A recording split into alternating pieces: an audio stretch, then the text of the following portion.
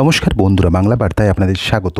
তো ইতিমধ্যেই আমরা জানি শিলেখা মিত্র, অভিনেত্রী শিলেখা মিত্র একজন বাম সমর্থক এবং সাথে আর্জি করের যে আন্দোলন তাতেও তিনি সামিল হয়েছেন এবং বারংবার শাসক দলকে নিশানা করেছেন, কখনো বা কুণাল, কখনো বা মুখ্যমন্ত্রী, কখনো বা দেবাংশু। আবারও তিনি নিশানায় আনলেন রাজ্যের শাসককে। তো বিগত দিনে আমরা দেখেছি একটা ভিডিওতে সম্ভবত বার অ্যাসোসিয়েশনের যে সভা হচ্ছিল বা একটা মিটিং হচ্ছিল, সেখানে রাজ্যের শাসক বা মুখ্যমন্ত্রী এমন একটা বক্তৃতা দিয়েছিলেন যে তিনিও উকিল, তিনিও ল করেছেন। এবার সেই প্রসঙ্গ টেনেই রীতিমতো তোপ দাগলেন শিলেখা মিত্র।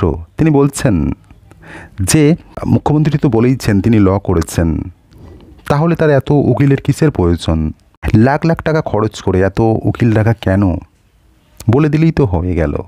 সাথে তিনি শাসক দলকেও নিশানা করেন যে তিনি বলেন এই দলটাই এরকম, এদের কালচার এমনই।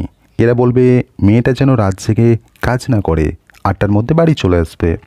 কিন্তু নিজেদের যে ব্যর্থতা, তাদের সেই ব্যর্থতা ঢাকতেই এইসব করছে।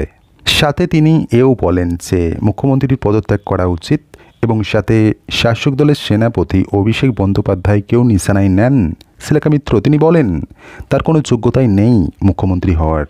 একই সাথে তিনি নিশানায় নেন দেবাংশুকে।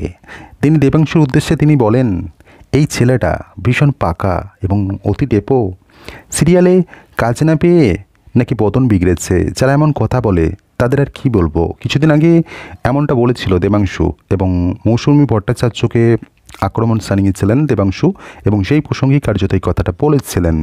আরজিকর কাণ্ডে লড়াই তো চলছে ময়দানে রয়েছে যারা জুনিয়র চিকিৎসক, তারা তো লড়াই করেছে বা করছে এবং সাথে সোশ্যাল মিডিয়াতেও থেমে থাকেনি যারা আরজিকর কাণ্ডের প্রতিবাদ জানিয়েছে, সেখানেও লড়াই চলছে।